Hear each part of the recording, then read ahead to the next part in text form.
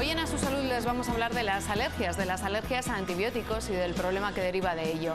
De ahí la importancia del uso racional de los antibióticos y de la implicación que tiene la alergología en estos programas de uso correcto de los fármacos. Y aprovechando la visita del jefe del servicio de alergología, le preguntaremos también por las molestias alergias de primavera y estacionales.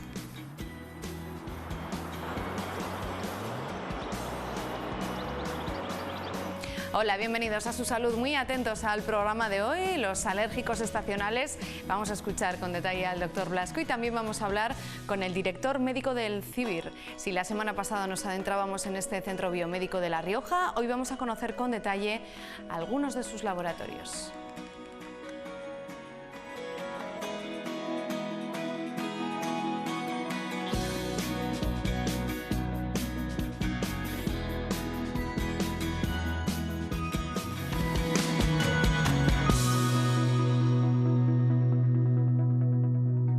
En el tiempo de la entrevista nos visita el jefe del servicio de alergología del Servicio Riojano de Salud, Ángel Blasco. ¿Qué tal, doctor? ¿Cómo está? Hola, muy buenas tardes, muy bien, bueno, encantado. Ya ha avanzado alguno de esos temas que vamos a sí. charlar en este ratito de entrevista. El problema de esas alergias a antibióticos, que es un problema que os estáis encontrando los profesionales. Sí, es que es... Bueno, tal vez es el mensaje final. Tan importante es saber si uno es alérgico a algo como asegurarnos de que no lo somos o de hasta qué punto una alergia que pudimos tener en la infancia continúa todavía. En los últimos años se están utilizando y en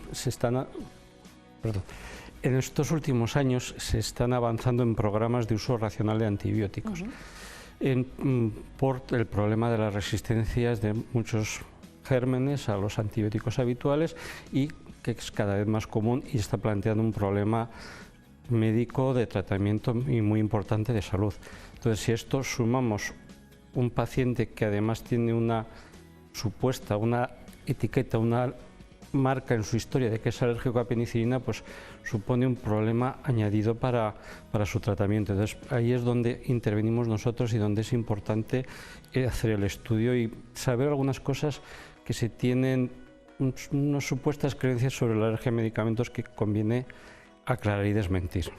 Pues vamos a hacerlo, vamos a aclarar y desmentir algunos de ellas, doctor. A ver, es cuando en estudios grandes de población se analizan qué cantidad de pacientes en una historia clínica tienen una etiqueta de alergia a penicilina en concreto, pues las cifras varían de unos países a otros, pero digamos que van a rondar en todos un 10% de las historias.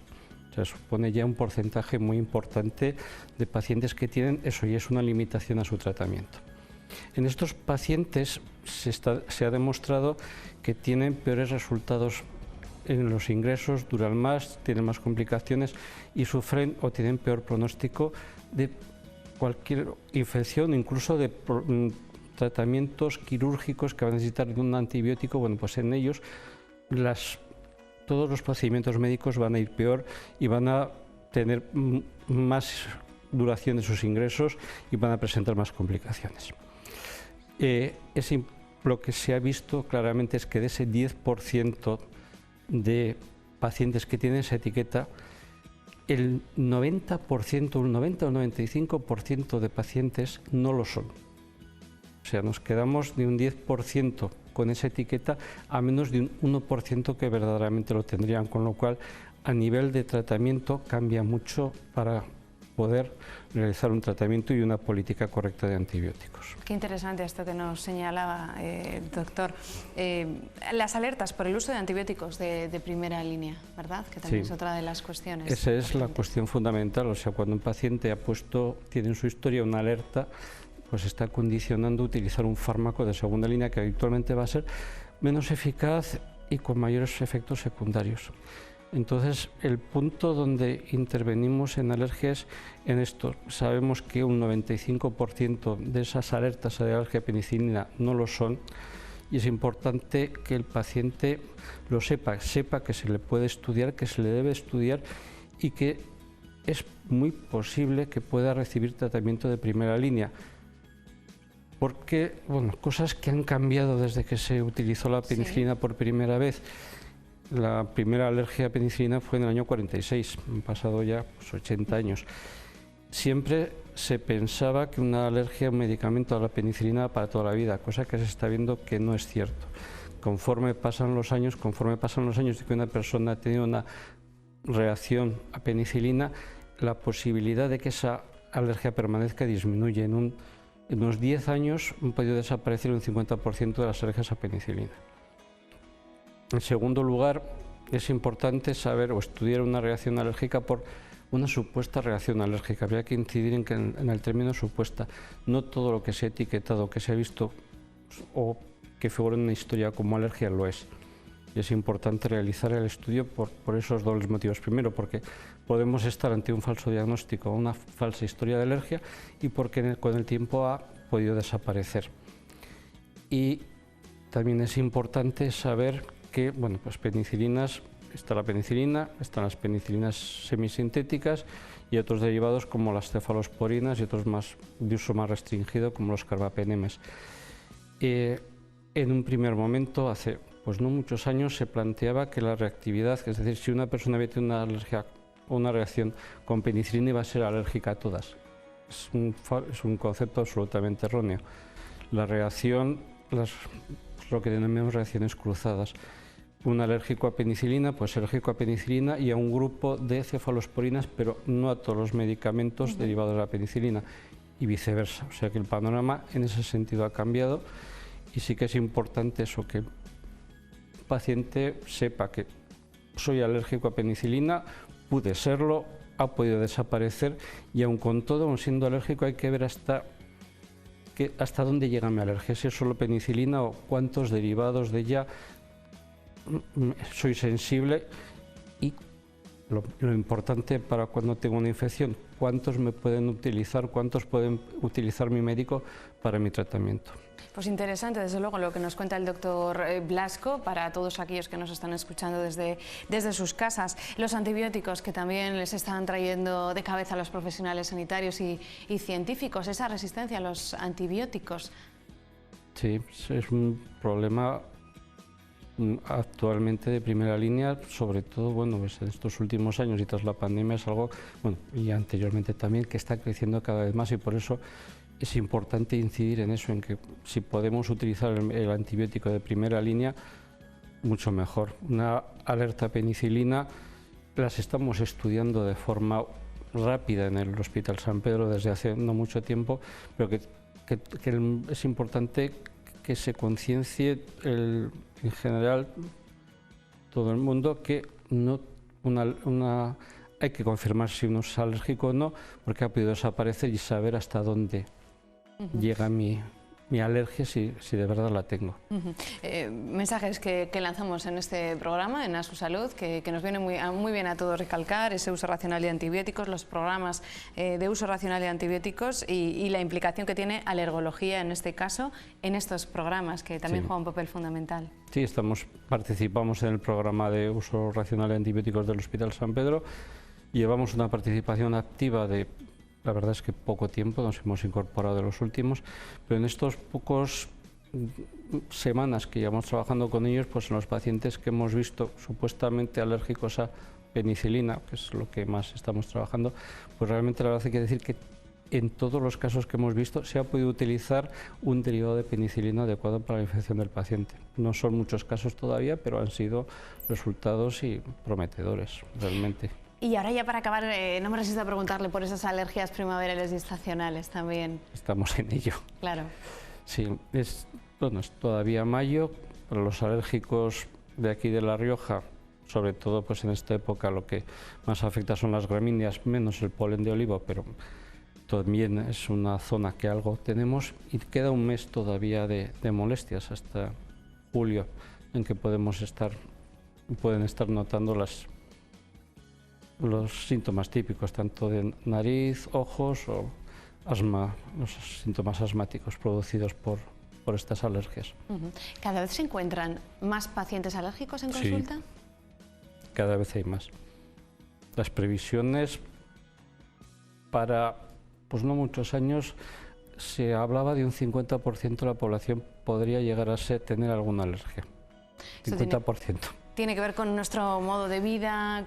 Tiene que ver con sí, por supuesto, tiene que ver con el modo de vida. También influye el clima. Sí que se ha demostrado que con el cambio de la mayor sequedad y la contaminación también influye, pues las plantas en cierta forma se defienden, cambian la composición y la cantidad del polen que emiten, y ese polen que ha producido la planta en respuesta a una agresión, ya sea climática o ya sea contaminación, es un polen que produce más alergia. Doctor Blasco, gracias por haber estado aquí con nosotros, ha sido un placer. A ustedes, muchas gracias.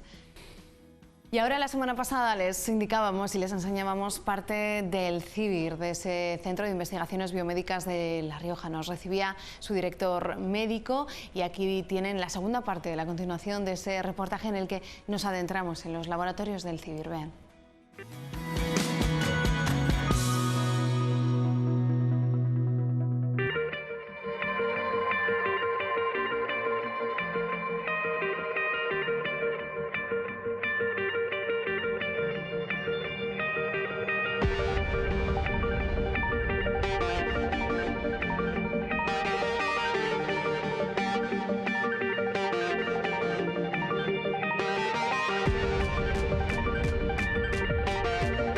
El centro cuenta ya con unos 15 años de funcionamiento y el núcleo inicial fue lo que es relacionado con artrópodos y vectores.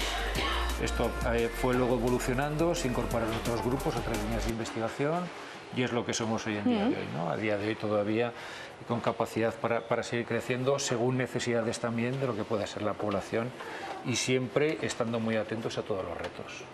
Que son muchos. Sí, nos ha sucedido también durante la época de la pandemia de COVID, que ha habido que atender los proyectos que se venían realizando y además hacer investigación muy centrada y enfocada en lo que fue todo lo que fue la pandemia, ¿no? Se han hecho muchos trabajos, colaboraciones, esas colaboraciones que decíamos nacionales e internacionales, y de alguna forma ha sido posicionar al centro también donde le corresponde, tanto por lo que es la calidad de la investigación como por la seriedad y el rigor, ¿no? Con lo cual yo creo que este es un aspecto que también es importante destacar y que yo creo que es un orgullo para La Rioja contar con este centro también. Este centro es un orgullo para La Rioja. Me gustaría preguntarle, que ya lo señalaba, el gran reto médico, sanitario que fue vivir con una pandemia. ¿Cómo se transformó? Entiendo que tuvisteis que darle la vuelta directamente a este centro, poneros manos a la obra, en intentar trabajar y colaborar. Siempre una de las cosas que hemos comentado, ¿no? Generar conocimiento para esto luego de alguna forma implementarlo en lo que es el día a día y poder aprovechar ese conocimiento para mejorar esta calidad de vida de las personas, ¿no? Se abordaron diferentes tipos de estudios ya desde el inicio, ¿no? Algunos sobre qué consecuencias tenía a corto plazo presentar la infección. Luego se ha ido estudiando mucho cómo ha influido la genética, diferentes circunstancias, ¿no? Todo ello muchas veces en el marco de colaboraciones internacionales. Esto lo que ha dado lugar es que ahora, una vez ya remitida la actual pandemia, nos podamos encontrar que esos grupos, esas consolidaciones, esas colaboraciones se mantengan y estén abiertas ahora a otro tipo de estudios, ¿no? Con lo cual el contacto está hecho y a partir de aquí lo que se genera ya es colaborar en equipo, ¿no? Si algo es apreciado en la comunidad científica es la colaboración, porque eso de alguna forma lo que te sirve para recoger diferentes datos y es lo que llega a aportar un valor a todos estos estudios. Esa colaboración de la comunidad científica hizo posible que tuviéramos una vacuna en tiempo récord.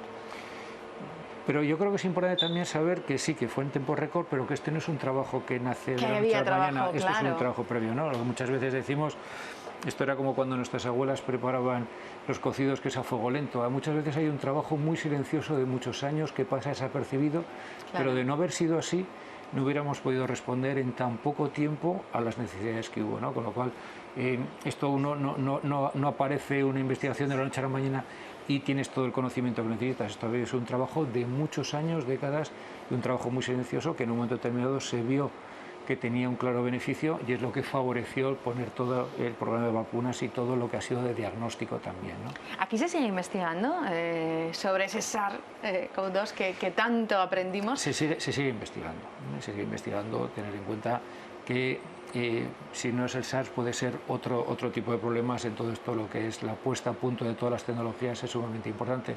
No tenemos que quedarnos solo con la importancia de lo que es un problema concreto en un momento determinado. Esto nos sirve para aprender y saber cómo actuar y afrontar retos futuros, ¿no? Esto, que es aplicable en este caso a una enfermedad infecciosa, también nos sirve para trasladarnos a otros campos, como puede ser la oncología o las enfermedades neurodegenerativas. Es decir, en investigación no hay algo que sirva única y exclusivamente para ese fin, sino que el conocimiento que se genera se puede luego trasladar a otras áreas, y esto es lo que nos permite avanzar también. ¿Dónde nos encontramos, doctor? Bueno, esta es una de las partes del laboratorio, la que está centrado fundamentalmente en enfermedades infecciosas. Hay una línea que es de artrópodos vectores, hay una línea también dentro de lo que es enfermedades infecciosas que corresponde también a metabolismo, y hay otro de los grupos que es de inflamación y envejecimiento, con lo cual está un poco todo relacionado. Sí, decía, aquí las enfermedades infecciosas también nos han puesto en alerta con algunas pandemias, con algunas situaciones, así que se sigue investigando y hay una línea de investigación dentro de esas líneas de investigación. Sí, fue la primera línea, por así decir, que empezó lo que es el nacimiento del centro de investigación, ¿no? Y entonces, lo que se sigue atendiendo es a todos los problemas que hay. Otra de las líneas íntimamente ligadas es de resistencia a antibióticos. Esto es muy que también les preocupa mucho a los profesionales y yo creo que nos debe preocupar a toda la sociedad. Va íntimamente ligado al concepto de One Health, ¿no? Una única salud. Esto lo vemos porque no podemos considerar ni que lo que es la ganadería, ni el sistema forestal, ni las personas como entidades aisladas. Está todo íntimamente conectado, de tal forma que lo que afecta a uno de ellos repercute en el resto, y esto al final para la salud es sumamente importante. Póngame un ejemplo. Mira, por ejemplo, uno de los temas es, en tiempo se utilizaba antibióticos en algunos animales para evitar algunas enfermedades infecciosas. Esos antibióticos, luego podías, con la ingesta de estas carnes, podías asimilar algunos genes de resistencias que podían ser perjudiciales para la salud. Todas estas circunstancias, en cuanto a lo que es la calidad también en los alimentos, de alguna forma también está influyendo en ese concepto de One Health, ¿no?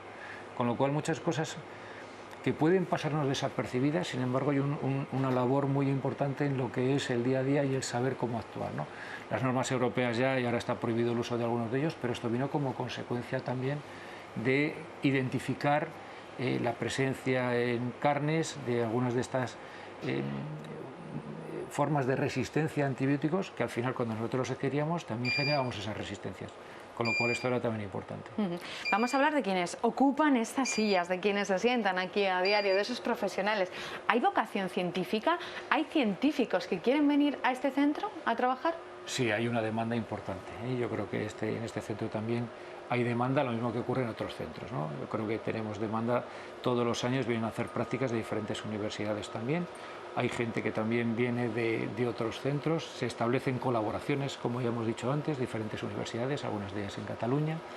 Vienen también por proyectos de investigación europeos, también acaban eligiendo este centro para poder hacer su formación, hacer su tesis doctoral.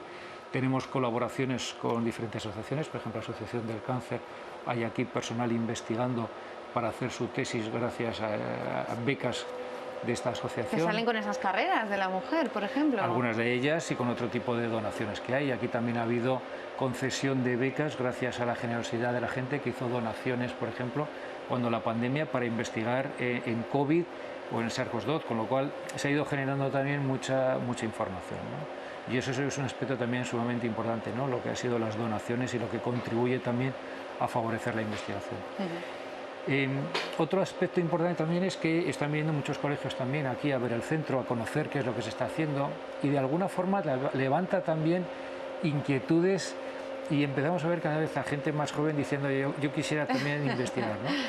Y luego llegar a la investigación, como hemos hablado de estos equipos multidisciplinarios de gente de diferentes áreas de conocimiento, alguien puede hacer investigación viniendo de matemáticas. O sea, no hay que pensar solo que la investigación en el mundo sanitario se corresponde solo con el tema de haber hecho una carrera relacionada con las ciencias de la vida.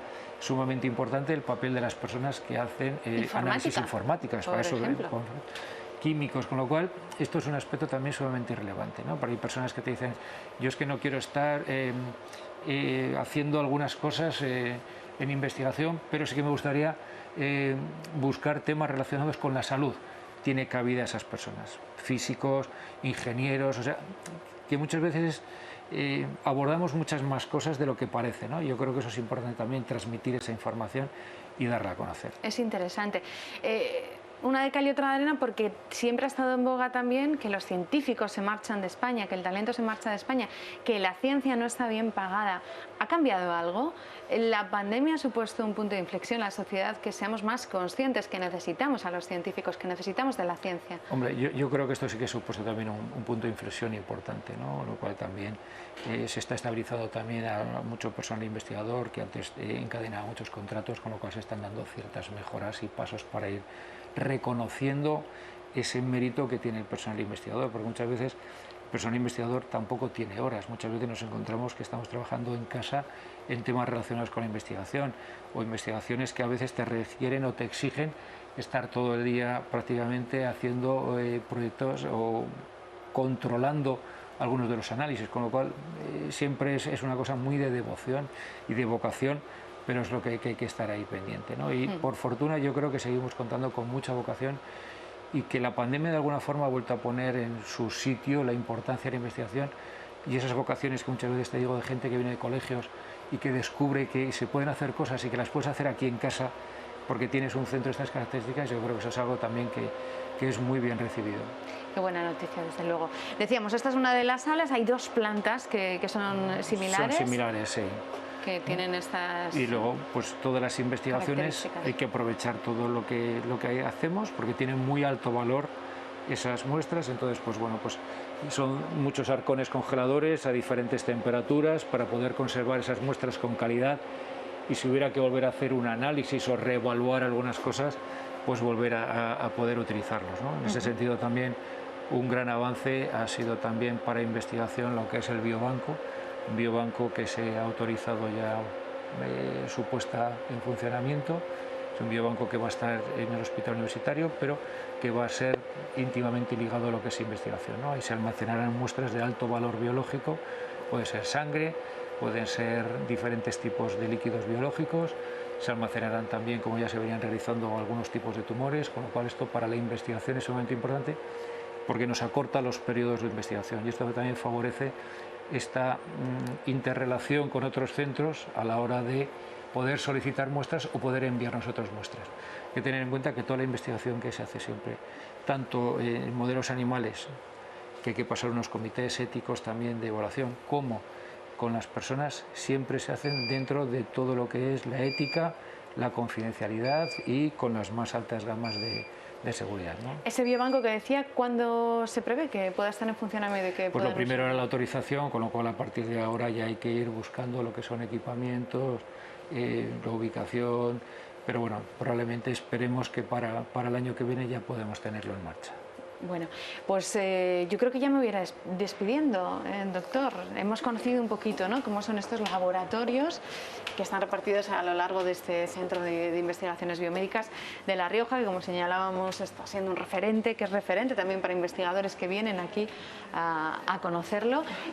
A nivel profesional y personal, dirigir científicamente este centro supone un reto más para alguien que hace asistencia sanitaria, es un médico en el hospital, con lo cual a día de hoy no se puede contemplar lo que es la asistencia incluso sanitaria si no estamos implicados en lo que es la investigación, ¿no? Y luego pues es muchas veces guiarte del sentido común y del apoyo de los investigadores, que ellos siempre son los que están de alguna forma dando todo, y son también los que de vez en cuando nos dicen por dónde debiéramos reorientar todo lo que es la investigación, ¿no? Con lo cual esto es un trabajo de colaboración y en eso estamos. Vaya reto que tiene encima de la mesa. Ahí estamos, y poco a poco, porque hay muchas cosas, se han hecho muchas cosas y todavía nos quedan por hacer muchas cosas. Bueno, pues con esas esperanzas también de todos los riojanos depositados en los profesionales que trabajáis en este centro, que estáis luchando por esa investigación que será la medicina del futuro. Doctor, muchas gracias. Es muchas un placer gracias a vosotros, conocer este centro desde dentro.